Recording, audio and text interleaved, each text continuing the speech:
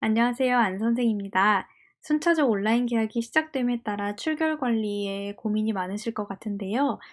강의의 완강률을 체크하는 방법과 그리고 형성평가, 과제, 퀴즈 등을 활용해서 학생들이 얼마나 학습했는지를 확인하는 그런 방법들을 사용하실 것 같아요. 그래서 이번 영상에서는 구글 설문지를 활용해서 퀴즈를 만드는 방법을 알아보려고 합니다.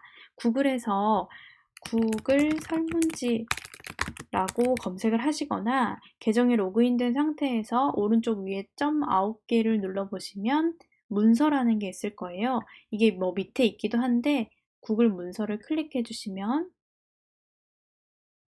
docs.google.com 이렇게 들어갑니다. 여기에서 구글 설문지를 선택해 줄 건데요. 왼쪽에 줄 3개를 누르시면 문서, 스프레드시트, 프레젠테이션, 설문지가 있죠. 구글에서 만들어주는 다큐멘트들이 이런 종류가 있다라는 거예요. 워드, 엑셀, 파워포인트, 설문지 이렇게 생각하시면 되거든요. 우리는 설문지를 클릭해 볼게요. 설문지를 클릭하시면 이런 식으로 템플릿들이 나오고요. 아랫부분에는 최근에 제가 만들었던 퀴즈들이 이렇게 나오게 됩니다. 템플릿 갤러리에 들어가시면 다양한 포맷으로 미리 설정이 되어 있는 템플릿들을 보실 수가 있고요. 우리는 이 중에서 아마 이 교육에 해당하는 것들을 쉽게 사용하실 수 있을 것 같기도 한데 아무것도 없는 것부터 시작해 볼게요. 내용 없음 플러스 버튼 누르시면요. 제목 없는 설문지라는 게 나와요. 제목이 없으니까 제목을 넣어줘야겠죠? 예를 들면 1차시 형성평가 퀴즈 이렇게 넣어볼게요. 제목이 바뀌었죠? 자, 여기에서부터 시작인데요.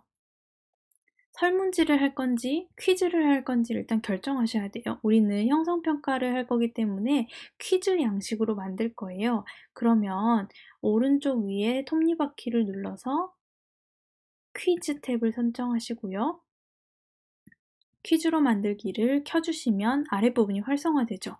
성적 공개, 제출 후 바로 공개, 응답자가 볼 수 있는 항목에 체크가 돼 있는데 그대로 두시는 게 가장 좋습니다.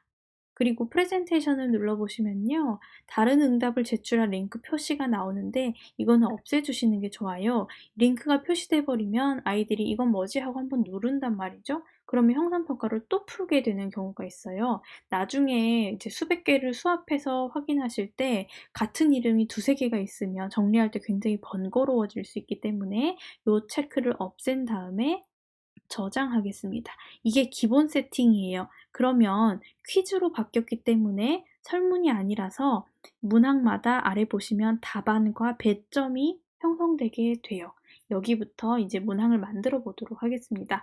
형성평가 퀴즈를 할 때는 아이들이 일일이 로그인을 해서 응답하게 하면 물론 한 번만 응답할 수 있게는 할 수 있지만 로그인하는 과정이 굉장히 복잡해요. 그래서 첫 번째 문항에는 항상 학번 이름을 넣도록 습관을 들여주시는 게 편리할 것 같습니다. 객관식 질문이 아니라 단답형으로 만들어 주시고요.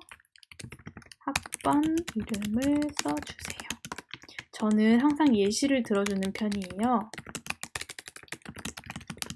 이렇게 해놓으면 아이들이 비슷한 이 양식으로 답을 쓸 거기 때문에 나중에 엑셀 파일로 받았을 때 정리하기가 편해집니다. 답안은 없으니까 안 써도 되겠죠? 그리고 점수도 입력하지 않을 거예요. 이대로 완료하고 필수 버튼을 켜주세요. 필수 버튼이 켜져 있는데 아이들이 응답을 안 하면 제출할 수가 없어요. 그래서 모든 문항에 필수가 되어 있는지를 확인하시면 되고요. 이 버튼을 누르시면 복사예요. 같은 유형의 퀴즈가 문항 추가가 되는 건데 한번 눌러볼게요. 이렇게 해놓으시고요. 문항의 유형을 바꿀 수가 있어요. 이 단답형 부분을 눌러보시면 이런 다양한 문항을 만드실 수가 있는데요. 객관식 질문, 자주 쓰이는 것만 간단하게 해볼게요. 사과는 영어로 하고 선지를 만들어 주시는 거예요.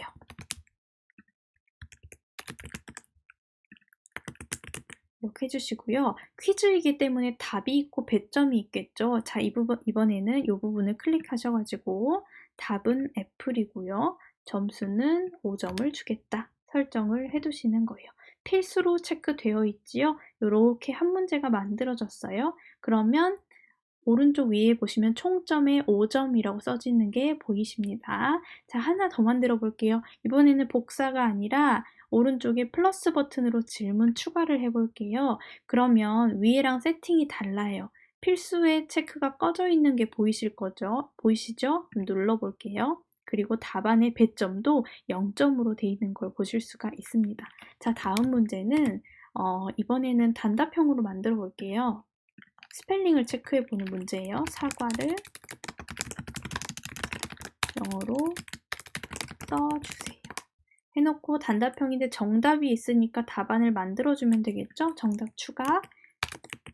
이렇게 써놓습니다. 다른 답은 모두 오답으로 표시할 건지 아닌지에 대해서 판단하셔서 체크해 놓으시고요. 마찬가지로 점수는 5점. 완료. 해놨습니다. 하나 더 만들어 볼게요. 계속해서 5점으로 할 거고 필수로 문항을 만들 거니까 복사를 해볼게요. 그러면 5점 배점에 필수가 세팅되어 있는 게 보이시죠? 자, 이번엔 문형을 바꿔가지고요. 체크박스를 만들어 볼게요. 정답이 한 개가 아니라 여러 개인 객관식을 만들 수도 있잖아요. 그럴 때 체크박스를 쓰시면 되는데요. 네 번째, 다음 중 과일이 아닌 것을 모두 고르면 보기를 만들어줍니다.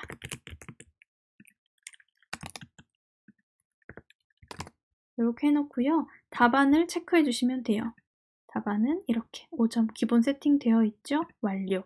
필수인지 답안에 점수가 들어가 있는지 답이 정확히 체크되어 있는지 이런 것들을 유의해서 보시면 됩니다. 지금 그러면 총 4문제인데 첫 번째 거는 학번 이름이니까 총점 15점이 보이시고요. 모든 문항은 필수로 되어 있으며 정답이 정확히 체크되어 있는 것들을 한 번 더 확인해 주시면 됩니다. 이렇게 만들어 놓으신 다음에요. 여기 팔레트를 눌러보시면 뭐 색깔을 바꾸실 수도 있고요. 그리고 지금 저장되어 있는 것들은 드라이브에서 모든 변경사항이 저장되어 있습니다라는 것은 선생님께서 로그인하신 구글 드라이브에 이 파일이, 이 다큐멘트가 저장이 되어 있다는 뜻이에요. 그래서 나중에 아이들이 응답을 잘했는지 찾아보실 때 드라이브에 들어가셔서 보시면 됩니다. 자, 그 다음에 미리 보기를 한번 눌러볼게요. 아이들 입장에서 어떻게 보이나를 보여주는 거예요. 아이들 입장에서는 이런 식으로 보이겠지요. 제출 버튼까지 보이십니다. 그리고 나서 이걸 이제 공유해 줄 거예요. 보내기 버튼을 눌러보세요. 보내기를 누르시면요. 가운데 링크 버튼이 있는데요. URL이 너무 기니까 단축시켜서 복사 하시고 선생님들이 운영하시는 온라인 클래스룸에 옮겨주시면 되는 거예요. 저는 구글 클래스룸에 테스트를 해보도록 하겠습니다. 자, 구글로 들어가가지고요. 구글 클래스룸에 과제 또는 퀴즈 과제를 올리는 방법들이 있는데 그런 것들은 일단은 놔두고 그냥 링크만 바로 옮겨보도록 할게요. 테스트 클래스룸 계정에다가 여기에 링크를 추가해 볼게요.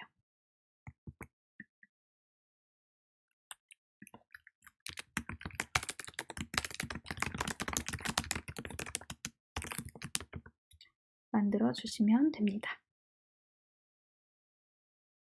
자, 올려놨으면 학생 입장에서 한번 들어가 봐야겠죠. 학생 계정으로 들어가 보도록 할게요.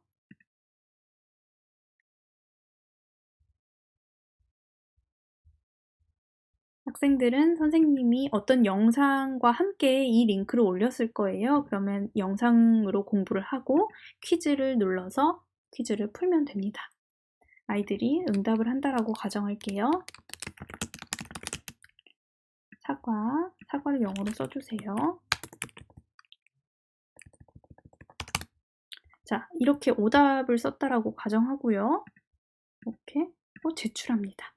점수 보기가 있어요. 퀴즈였기 때문에 이게 가능한 건데요. 점수 보기를 누르면 총점 몇 점 중에 얼마나 맞았는지, 원래 답은 뭐였는지를 한눈에 확인할 수가 있어요. 구글 설문지의 가장 큰 장점은 바로 이 기능이거든요. 본인이 뭘 맞았는지, 뭐가 틀린지를 이렇게 한눈에 확인할 수가 있다는 것이 정말 좋은 기능이에요.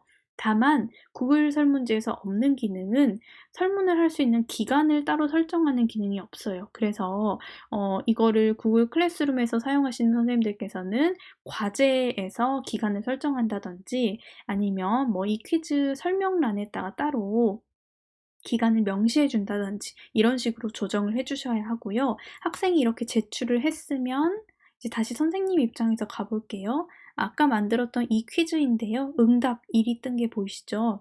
눌러보시면 어떤 학생이 어떻게 응답했는지를 이렇게 그래프 통계로 볼 수 있게 됩니다. 나중에 응답이 쌓이면 질문별로 또는 개별 보기를 누르면서 누가 어떤 응답을 했는지, 어떤 문항에는 어떤 응답이 있는지를 보실 수가 있게 되고요. 여기 초록색 버튼을 누르면 스프레드시트 만들기라고 해서 응답을 엑셀 파일로 받아볼 수가 있어요. 그래서 만들어서 정리해 두시면 빠르게 파일화해서 정리하실 수 있겠지요. 한번 테스트 해보시고요. 질문이 있으시면 댓글로 달아주세요. 감사합니다.